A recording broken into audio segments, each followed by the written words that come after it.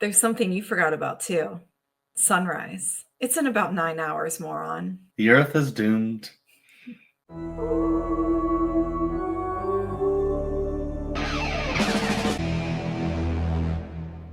Hey everyone, welcome to In Every Generation. It's the new Buffy podcast show that Kerri and I are working on. I'm Chadwick Webb. I'm Kerri Webb. And this is Cinema Chad, and we're excited to continue this new series that we've been doing.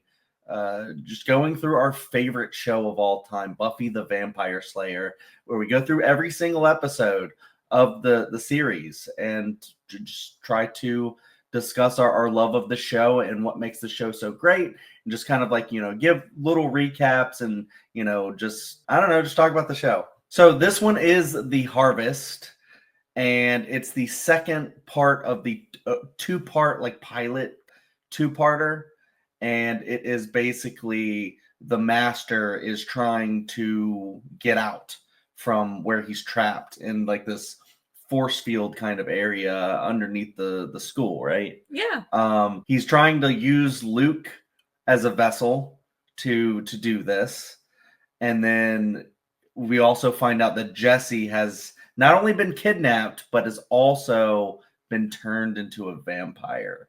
Forgot to say, just in general, probably every episode will say that this is a very spoiler-heavy review series that we're doing. So if you haven't seen the show, click off and go watch the show, and then come back and watch the series as kind of like an after companion. But yeah, we've also got the gang, is sort of the Scooby Gang, as they will be called later in the show, has started to come together and started to do research together and try and figure out what the threat is. And we get kind of like the first apocalypse that's happening, which it's funny because a lot of the apocalypse stuff that happens later in the show is more kind of drawn out and seems like more of a bigger deal. This one is just kind of they just find themselves in this in the second episode, and they kind of thwart it very quickly. As we said in the previous episode, the first season is still trying to find its footing, still trying to find its identity as a show. But in this episode, we do get a lot of really iconic shots, a lot of the shots that they will use for the opening sequence. I feel like we get a lot of really good kind of character moments in this, where you have Giles being too British. He even comments on how British he's being, which I think is really funny. You do get some of the Xanderisms. You get some good jokes from Xander, some good quips, but then you also get a little bit of the vibes from Xander that some people find really off-putting, which I think is a big character flaw that we see from him, where he feels very emasculated a lot by Buffy, and just feels also kind of like she's stepping into a situation and forcing herself in there.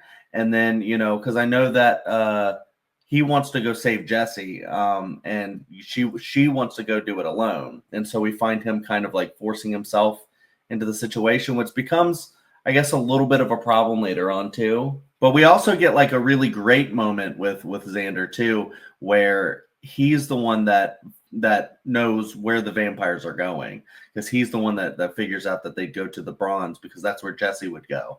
So the teamwork that we start seeing Willow using her computer skills, which is great because Giles doesn't really understand computers. He's very old school book learning kind of guy, and so they come together as a team, all using their wits and their different kind of knowledge levels to figure out how to thwart this villain, at least temporarily. Yeah, so we get a really great scene too where Willow kind of gets back at Cordelia a little bit. Cordelia's insulting Buffy and telling Harmony Buffy's a psycho and everything. Yeah. And then she has the nerve to she sits at Willow kind of butts in and is Buffy's not a psycho. She sticks up for Buffy. And Cordelia like insults Willow, insults Buffy, and then asks like, okay, so how do we go ahead and submit this, computer program that we just wrote? And Willow's like, you press deliver. And Cordelia just believes her and presses delete. Right after Cordelia was just insulting her. She was just like, who gave you permission to exist, Willow? Like, and then she's like, okay, I'm just going to take Willow's advice on how to do this. So that's a pretty funny moment in this episode. Yeah, and it's really cool because you see a lot of the gossipy stuff around this clique that Cordelia and Harmony have with like some other friends, and Cordelia's kind of like the leader of the group, but later on it'll kind of come back and bite her a little bit when other things happen, and she starts to date someone that they don't approve of. And that's I guess that's as non-spoiler as I'll get for that. But yeah, it's really cool to see Willow kind of in return stick up for Buffy when Buffy would stick up for Willow and stuff. And you get to see the group kind of dynamic, coming in and showing that they're less of just friends and more of becoming a family. And that's one of the big reasons why I love the show, is because all of the friendships, they become like friends for life, like a family. And even, when you have like later on, you'll have like Buffy and Giles will have like more of a father-daughter relationship than just a, watcher slayer type of thing, which the deep relationships are, really what makes the show great later on. That's what I've been saying, is this one is kind of a bare bones kind of episode. You still get like a really lot of great dialogue, a lot of great like setup for the show. They Mhm. fill in some of the what's it called when you fill in like the backstory, like yeah, just like giving more depth to the world building. What's it called when you're just like saying background stuff?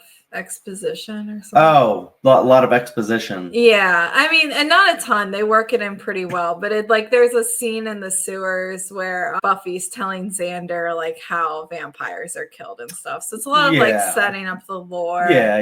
There's a scene in the beginning of this episode where Giles is talking about kind of like how vampires were created and everything. So yeah, I mean, it's a lot of setup, but also pays off. Like there's like a lot of good action by the end of the episode, and like there's a whole like Chad said, there's a whole apocalypse that's averted in this episode. Yeah, I mean, you get a lot of that kind of exposition stuff setting up the world. I mean, everything that starts has to do it. Even if you look at like stuff like Harry Potter and the Sorcerer's Stone, the Fellowship of the Ring, I feel like a lot of these might have, some of them do it better than others, where you kind of have it like naturally flowing, and then sometimes it's kind of weird where a character will just say something, but to one character, but they're really saying it to the audience so that the audience can understand what's going on.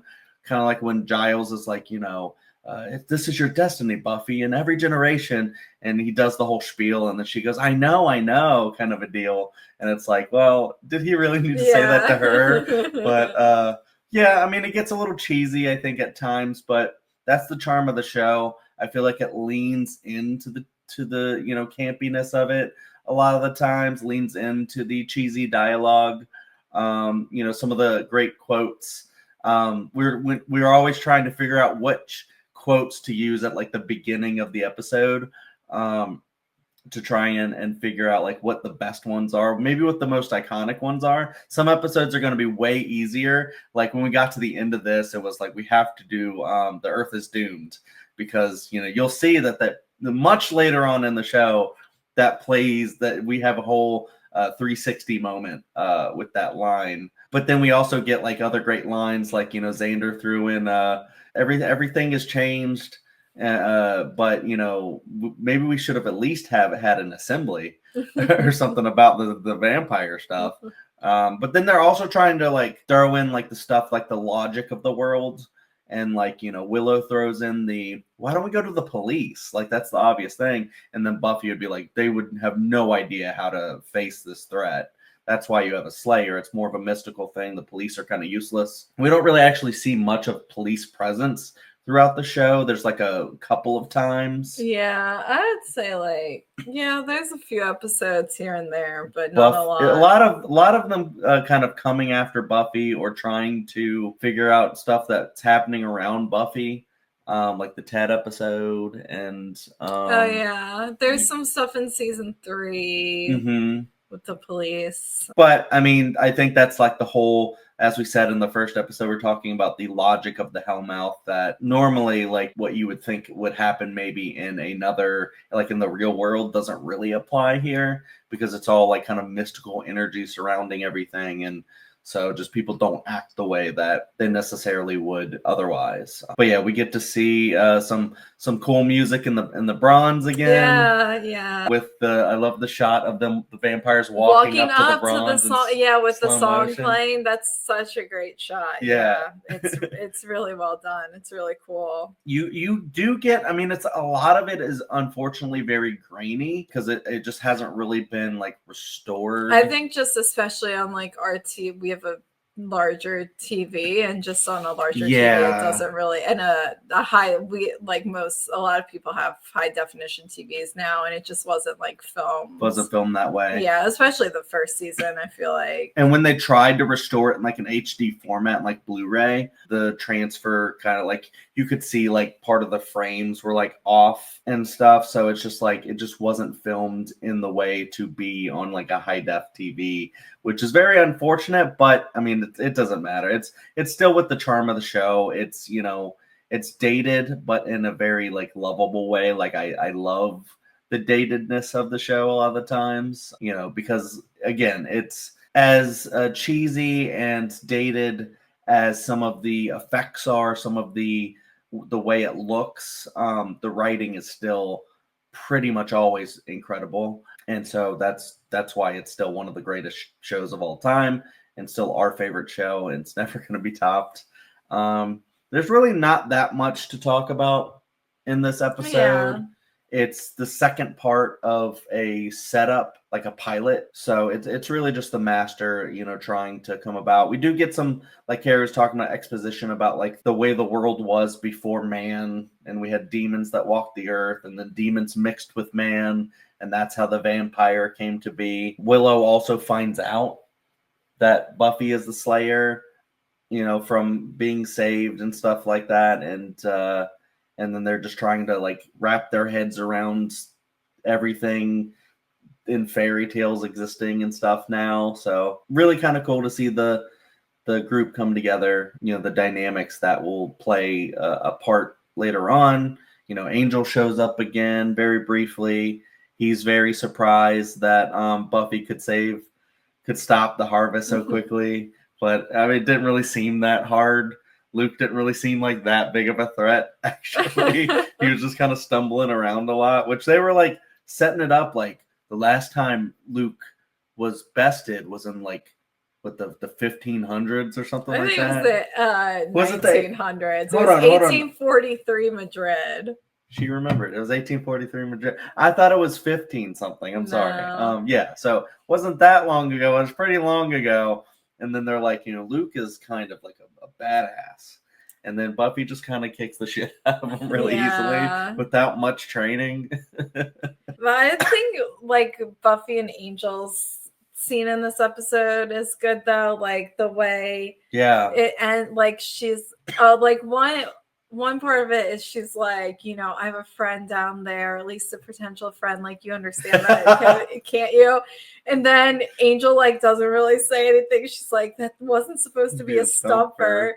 Like, Angel has no friends at this point. Like, maybe ever really at this point. Well, I mean, and we find out, like, you know, even when he gets his own show and stuff, that he's just a brooding guy. Doesn't really do friends. He's a very loner kind of guy. And even like when he had friends, like they weren't like real friends, or at least, and we'll get into like the whole Angel versus Angelus thing. Like Angel's very different from Angelus. Yeah. So like having a friend to Angel would be very different from Angelus having friends. And even then, I don't think Angelus can have friends, because he's like pure evil. No, they're just like all evil. And but it's really like I don't know. I love the part where she's like, "Aren't you gonna wish me luck?" And he doesn't say anything, and then she like goes into the mausoleum, and he's like, "Good luck."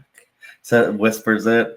Yeah, I love that moment It's too. just like it starts to get a little romantic. It's just building like their relationship. This is before she knows more about Angel, which we'll get there.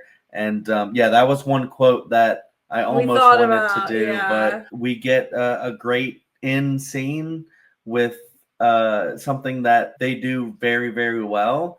Is the trio will walk away and start just like gossip, like talking like high school kids and just kind of being silly. And then Giles saying the Earth is doomed. And I just love that whole like dynamic between them. That Giles is the adult that rolls his eyes at the American kids that he's watched. But then you just, you get like a sense of love too if you like just really know the show, because the deep relationships that these characters would have going forward. So I think it's a great episode, but it's one of those where we still have like so much more growth to go. Like there's some episodes of Buffy that are just we're going to spend a lot of time on because they're just there's so much to them. This one not as much. It's the second part of a two-parter. A lot of the times when that happens, there's not maybe a little more filler. It depends, because I feel like every other two. Well, not every other. Part is the best. Yeah. Yeah, but there's a lot of second part episodes in the show that are like crazy. So and can't wait to get to them.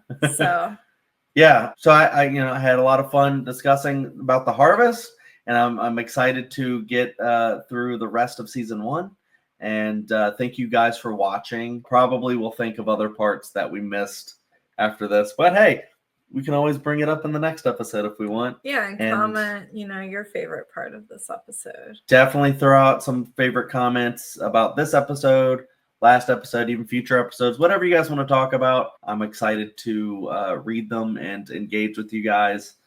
Because I really want to have a lot of fun going back through this show and reviewing it. So every single time I go back to the show, I just get so excited to see what's to come. Like, subscribe to the channel. Go check out some of the other stuff that we have on there, like our ranking videos. Kerri and I are doing another series where we go through our physical media collection. Let's get physical. Thank you guys for watching. And grrr. Art.